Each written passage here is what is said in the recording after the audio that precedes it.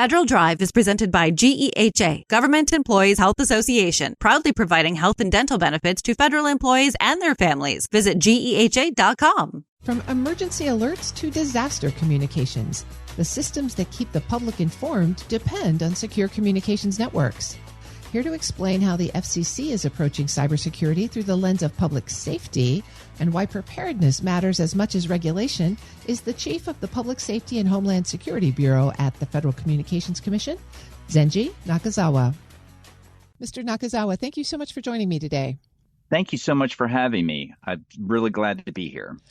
I want to start by drawing the connection dots between the Federal Communications Commission and cybersecurity.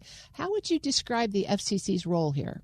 Yeah, fantastic question. I get that a lot. So the FCC, which was created back by statute in 1934, really cybersecurity, if you look at it, is baked into our DNA. Right up front, as far as one of our founding statutory strictures is that we work for the protection of public safety and national security over communications wire and wireless technologies. So from there, that has been sort of like front and center, the heart of our work here, especially in the public safety. Are there cyber threats that you are most concerned about these days? Well, yes. Any cyber threat is not a good threat, so it's hard to quantify them. But yes, I think really, why are we doing this right now? And it's not something that we've just picked up. This has been something that we have been tracking for years. But what is different about this environment is that the threat environment has matured. We have advanced persistent threats from nation-state actors. We have an increase in ransomware attacks. These are not hypothetical attacks or events. These have real operational impacts that have downstream effects, not only to individual citizens, but to how our public safety mechanisms work, whether it's the emergency alert system, or wireless emergency alerts that we get on our phones, et cetera. So these workshops are really We will come back to the workshops, but I want to keep kind of just exploring the environment for a minute because the communications ecosystem is really varied. You have large national carriers, small providers, local businesses, and you have equipment providers, and they all have very different resources. So when you think about this ecosystem, where do you see the biggest opportunity for the FCC to actually help the communications sector strengthen its cyber posture? Yes. So really the threats that we are facing really affects equipment, different technology services, and providers at large, whether it's telecommunications or broadcast providers. So what we are focusing on really is looking at telecommunications and broadcasts especially. That encompasses a huge spectrum of different services. Cyber attackers do not care. They look for any kind of vulnerability, whether it's in as simple as a router to something more complex, whether it's a satellite or an undersea cable. So wherever they can find an opening, it's like ants hunting for honey, they will find it. Back to those workshops, you are hosting two in May 14th and May 15th. Tell us about what they're designed to do and who they're designed to help.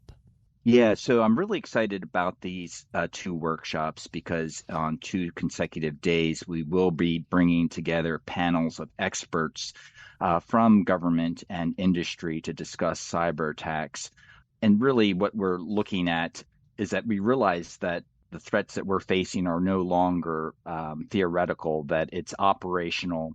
And the small providers, especially small and medium-sized providers, are really at the front lines when these cyber attacks happen. They're often without the resources that larger, well-heeled firms and providers have.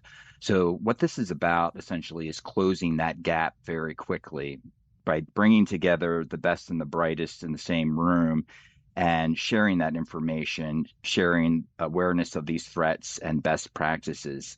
Really super excited because we also are going to run through a couple of case studies that will look at the anatomy of a cyber attack and actually a walkthrough of what happens and what a victim can do in those circumstances. I'm speaking with Zenji Nakazawa. He's chief of the Public Safety and Homeland Security Bureau at the Federal Communications Commission. I would love to hear more about those cases, but I want you to save those for the workshop itself. But thinking about the application of them a little bit more broadly, how are you thinking about collective readiness? All of these networks link together in some way, shape, or form. So rather than just individual compliance at each broadcaster or firm, how are you thinking about safety and security kind of across the whole communications network? Yeah, so that's a good point. All communications, telecommunications is interlinked and interconnected. But what we're looking at really are the weakest links, because really, as far as preventing a cyber attack, it's not so much preventing it, but is making sure that companies that are attacked, that are they ready, and do they have a process in place to address that attack?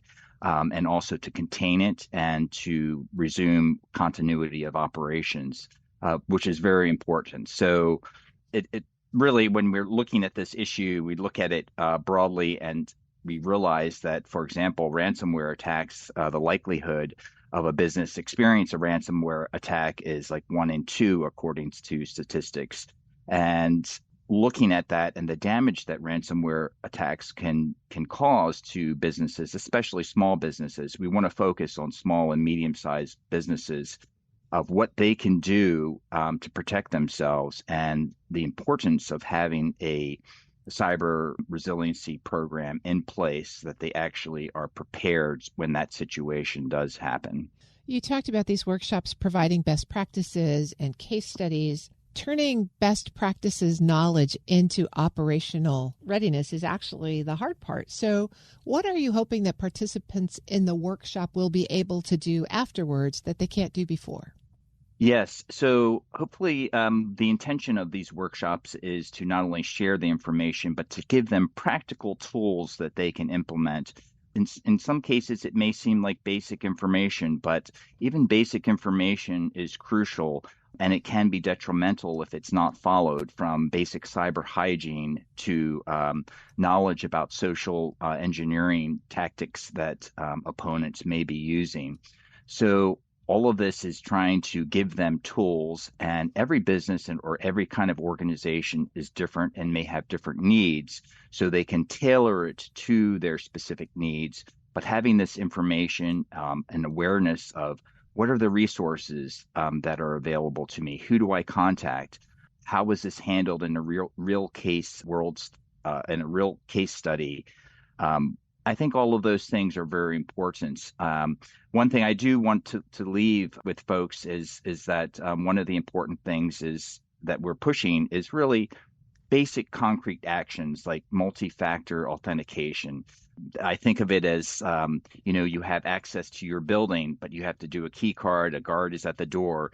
But access to your office, you probably also have a separate key. And each level, even to the point that you sit down at your desk and you turn on your computer, there's an authentication requirement there to make sure that the person who's accessing that is indeed the person that they purport to be. And I think having those kinds of systems in place, stopgap measures and redundancies, is very important. And overall, really, that goes a long way to helping address cyber attacks. What would you imagine the follow-up after these workshops will look like? Will you be getting back together with folks who participate and checking on their progress? Well, we would make ourselves available. We are an expert agency when it comes to these issues, and we would be more than happy to make connections with other specialists out there to get more particularized assistance to whatever their needs may be. And also just, again, sharing information and having that dialogue is really important. So that's really what it's about, is getting the awareness out there, having that dialogue, and then from there acting on that by bringing people together so that they can help one another on these issues. So tell us again where folks can find out more about the workshops and register. Yes, on our website, go to fcc.gov, or you search in Google for cybersecurity workshops, FCC. You're bound to find that. I've been speaking with Zenji Nakazawa. He's chief of the Public Safety and Homeland Security Bureau at the Federal Communications Commission. Thanks so much for joining me today, and thanks for sharing these resources with us. Thank you so much for your time. I appreciate it. We'll post this interview at federalnewsnetwork.com/Federal Drive. Listen to the Federal Drive on your schedule. Subscribe wherever you get your podcasts.